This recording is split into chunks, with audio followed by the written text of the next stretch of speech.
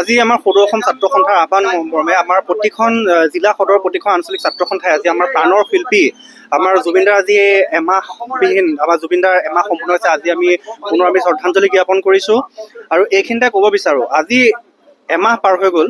আমাৰ জুবিনদাবিহীন আমি এমাহ পাৰ গৈছোঁ সমগ্ৰ অসমবাসী সমগ্ৰ বিশ্ববাসীয়ে, কিন্তু বৰ্তমান সময়লৈকে যে জুবিনদাৰ মৃত্যুৰ ক্ষেত্ৰত যি তদন্ত হৈ আছে, কিন্তু তদন্ত প্ৰক্ৰিয়া ইমান লেহেমীয়া হৈ গৈ আছে। কোনো এতিয়ালৈকে কোনো মুখ্যমন্ত্ৰী না CID না কোনোবা SIT কোনোবাই কিবা স্পষ্টীকৰণ দিব পাৰিছে। দোষীক আমি সকলোৱে আজি দাবী জনাই আহিছে কঠোৰতকৈ কঠোৰ শাস্তি দিবলৈ, কিন্তু কি হৈছে ফুপুলাস্বৰূপ একোডাল আজিলৈকে আমি অসমবাসীয়ে পোৱা নাইকিয়া। গতিকে স্বয়ং মুখ্যমন্ত্ৰী এতিয়া কেইদিনমান আগত কৈছে তেওঁলোকে বোলে সমদল বাঢ়ি কৰিব আমাৰ জুবিনদাৰ ন্যায়ৰ কাৰণে। চৰকাৰ BJP, আমাৰ ৰাজ্য চৰকাৰ BJP, আমাৰ কেন্দ্ৰীয় চৰকাৰ BJP, তাৰপিছত তেওঁলোকে ন্যায় কাক বিচাৰিব? কাৰ ওচৰত তেওঁলোকে ন্যায় বিচাৰি যাব? আমি চৰকাৰক ন্যায় বিচাৰিছোঁ। চৰকাৰে প্ৰতিবাদী সমদল বাঢ়ি কৰিব ন্যায়ৰ কাৰণে, তেওঁলোকৰ হাততে সম্পূৰ্ণ প্ৰশাসন আছে, চৰকাৰ আছে, আৰু বেলেগকে কাক ন্যায় বিচাৰিব? কিন্তু তাৰপিছতো তেওঁলোকে ক'ব যে SITও এতিয়া ৰাজপথত ন্যায় বিচাৰিব, CIDও ন্যায় বিচাৰিব। গতিকে মুখ্যমন্ত্ৰীয়ে এনেকুৱা টুলুঙা মন্তব্য কৰি থাকিলে কেতিয়াও এইটো গ্ৰহণযোগ্য নহয়। আমি এমাহে সকলোৱে দাবী জনাই অহাটো লাজৰ কথা হৈছে। এটা সত্তা, আমাৰ অসমৰ এটা সত্তা জুবিন গাৰ্গ, আমি তেওঁৰ কাৰণে আমি আজি ন্যায় বিচাৰিব লগা হৈছে। এইটো এটা লজ্জাজনক কথা যে আমি চৰকাৰক ইমান দাবী জনাব লগা হৈছে জুবিন দাই ন্যায় পাব লাগে, সকলোৱে মানে একেমুখে কৈ আছে যে ন্যায় পাব লাগে।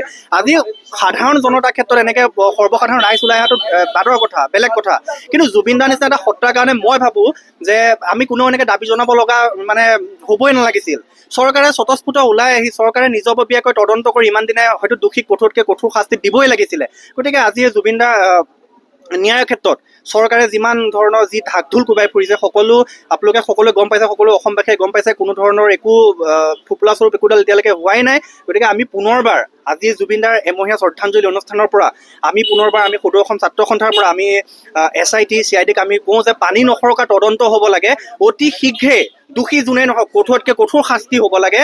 যদি দোষী বুলি প্ৰমাণ হয় মৃত্যুদণ্ড পৰ্যন্ত তেওঁলোকক দিব লাগে। গতিকে আমি পুনৰ আমি চৰকাৰকো এই বিষয়ে আমি দাবী জনাইছোঁ, আমি আহ্বান জনাইছোঁ যে জুবিনদাৰ ন্যায়ৰ ক্ষেত্ৰত যদি অতি শীঘ্ৰে কোনো ব্যৱস্থা নলয়, অতি শীঘ্ৰে তদন্ত প্ৰক্ৰিয়া সম্পূৰ্ণ কৰি সম্পূৰ্ণ ন্যায় প্ৰক্ৰিয়াক মানে পানী নসৰকা তদন্ত প্ৰক্ৰিয়াৰে যদি দোষীক শাস্তি দিব নোৱাৰে, আমি ইয়াৰ পৰৱৰ্তী সময়ত আমি সদৌ অসম ছাত্ৰ সন্থাৰ লগতে অসমৰ সৰ্বসাধাৰণ ৰাইজে আমি গণতান্ত্ৰিক প্ৰক্ৰিয়াৰে আমি আন্দোলন গঢ়ি তুলিবলৈ আমি বাধ্য হ'ম।